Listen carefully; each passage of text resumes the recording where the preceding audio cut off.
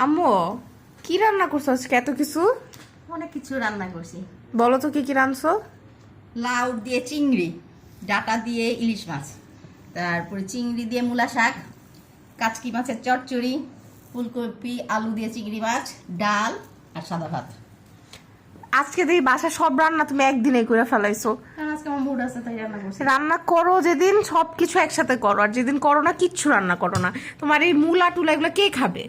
এইগুলা কে খাবে? এক একজনের এক এক রকম আইটেম। তোমার আব্বু খাবে লাউ, সিথির জন্য ডাটা দিয়ে ইলিশ মাছ, শাক রান্না করছি আমার জন্য, কাচকি মাছ তোমার জন্য, এই বি দিয়ে ফুলকপি আলু তোমার জন্য, ডাল তোমার জন্য। তাহলে আমি কি করবো? আবার খাইতে বসে ডিম ভাজতে বলবা?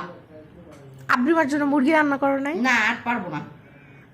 ঠিক আছে, সুন্দর হয়েছে, তোমার প্রেজেন্টেশনটা অনেক সুন্দর হয়েছে মা। আচ্ছা, আবার 2 দিন না খাওয়াই রেখে দিব। না থাক, বিচ্ছিরি হয়েছে।